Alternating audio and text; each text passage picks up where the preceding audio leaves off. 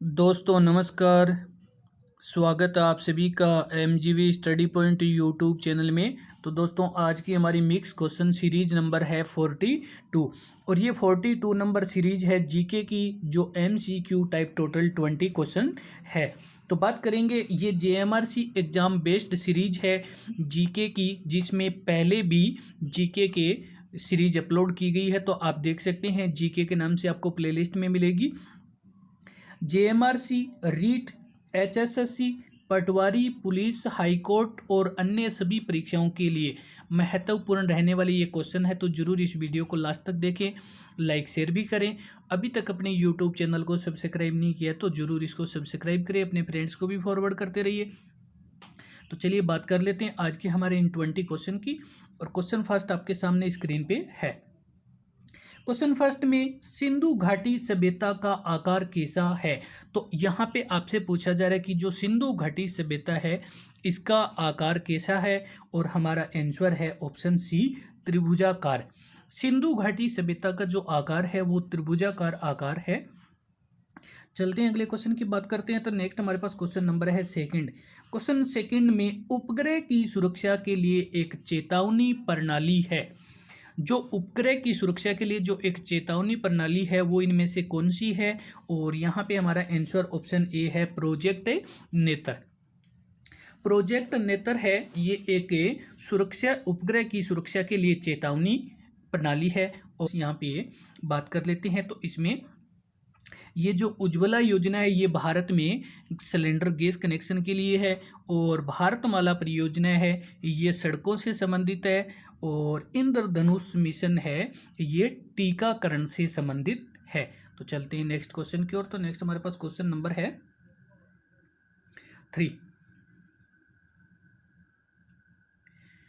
Question 3 में, शुद्ध जल का पीएच मान कितना होता है?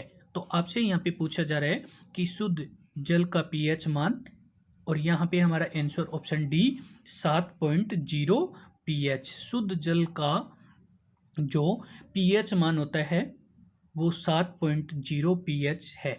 और चलते हैं अगले क्वेश्चन की ओर। तो आगे क्वेश्चन नंबर है हमारे पास 4। क्वेश्चन 4 में, केवला देव घना पक्षी राष्ट्रीय उद्यान राजस्थान के किस जिले में है? तो आपसे पूछा जा रहा है कि केवला देव घना पक्षी राष्ट्रीय उद्यान राजस्थान के कौन से जिले में है? और ये है राजस्थान के भरतपुर जिले में। राजस्थान के भरतपुर जिले में केवला देव घना पक्षी विहार है। और चलते हैं अगले क्वेश्चन की ओर। तो आगे क्वेश्चन नंबर है हमारे पास 5। क्वेश्चन 5 में, सबसे अधिक क्रियाशील धातु कौन सी है? तो आपसे पूछा जा रहा है कि जो क्रियाशील धातु है, तो इसमें क्वेश्चन जीके और जनरल साइंस दोनों के साथ में शामिल किए हैं। एक दो क्वेश्चन है जो जेएमआरसी में पूछा जाता है उसी पैटर्न पे। तो क्रियाशील धातु तत्व है वो है हमारा आंसर डी, सीजीएम। सीजीएम है ये क्रियाशील धातु है, तत्व है। और चलते हैं अगले क्वेश्चन की ओर। तो आगे हमारे पास क्वेश्चन नंबर है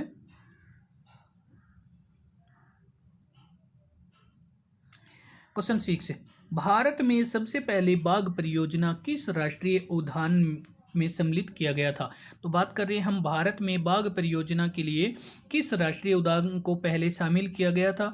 और यहाँ पे हमारा आंसर है ऑप्शन ए, कार्बोट राष्ट्रीय उद्यान। कार्बोट राष्ट्रीय उद्यान, और ये जो कि पहले बाघ परियोजना में शामिल किया गया है। और चलते हैं अगले क्वेश्चन की ओर। तो आगे हमारे पास क्वेश्चन नंबर है 7। क्वेश्चन 7 में बात करें तो, जनगणना 2011 के अनुसार सर्वाधिक पुरुष साक्षरता वाला जिला कौन सा है? तो हम बात कर रहे हैं सर्वाधिक पुरुष साक्षरता वाला जिला, और 2011 की जनगणना के अनुसार। तो यहाँ पे हमारा आंसर ऑप्शन ए है, झुंझुनू। झुंझुनू जिला है वो सर्वाधिक पुरुष साक्षरता वाला जिला है। ये जनगणना 2011 के अनुसार है।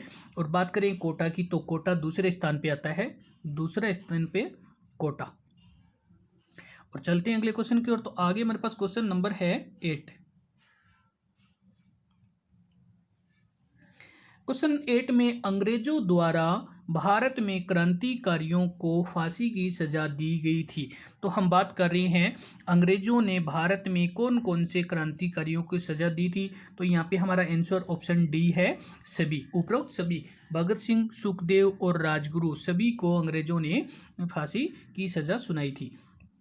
और चलते हैं अगले क्वेश्चन की ओर। तो आगे क्वेश्चन नंबर है 9। क्वेश्चन 9 में राजस्थान की अंतर्राष्ट्रीय सीमा का नाम क्या है? तो बात कर रहे हैं राजस्थान की जो अंतर्राष्ट्रीय सीमा है उसका नाम है रेड क्लिफ। Red Cliff. और ये जो मैकमोहन रेखा है ये भारत और चीन के बीच में है। मैकमोहन रेखा भारत और चीन के बीच में है।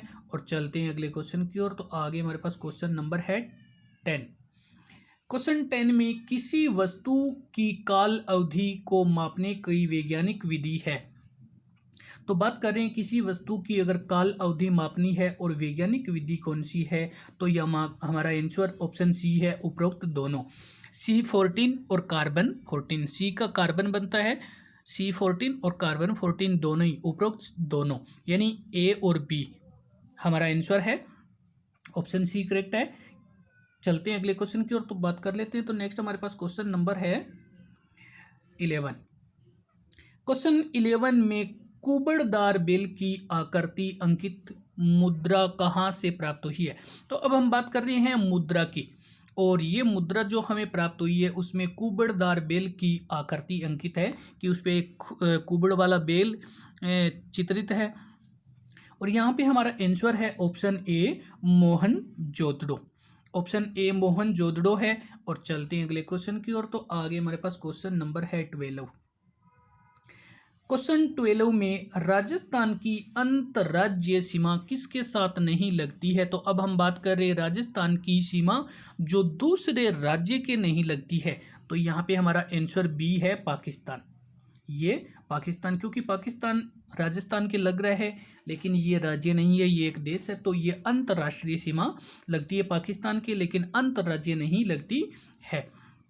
चलते हैं अगले क्वेश्चन की ओर। तो नेक्स्ट हमारे पास क्वेश्चन नंबर है 13। क्वेश्चन 13 में गणगौर मेला कब भरता है? तो बात कर रहे हैं गणगौर मेले की, और गणगौर मेला कब भरता है? तो यहाँ पे हमारा आंसर ऑप्शन बी है, चैत्र शुक्ल तृतीया को। गणगौर मेला चैत्र शुक्ल तृतीया को लगता है। और चलते हैं अगले क्वेश्चन की ओर। तो आगे हमारे पास क्वेश्चन नंबर है 14। क्वेश्चन 14 में सहायक संधि की शुरुआत किसने की थी? तो बात कर रहे हैं सहायक संधि की शुरुआत किसने की थी, और यहाँ पे हमारा आंसर ऑप्शन डी, वेलेंजली ने। ऑप्शन डी सही है, सहायक संधि की शुरुआत वेलेंजली ने की थी। और चलते हैं अगले क्वेश्चन की ओर। तो आगे हमारे पास क्वेश्चन नंबर है, और आगे हमारे पास क्वेश्चन नंबर है 15। क्वेश्चन 15 में भारतीय संविधान कब बनकर के तैयार हुआ था? तो बात कर रहे हैं भारतीय संविधान बनकर के तैयार कब हुआ था? तो ये ऑप्शन डी, 26 नवंबर 1949 को भारतीय संविधान बनकर के तैयार हो गया था, लेकिन 26 जनवरी 1950 को इसे लागू किया गया था। और चलते हैं अगले क्वेश्चन की ओर। तो आगे नेक्स्ट हमारे पास क्वेश्चन नंबर है 16।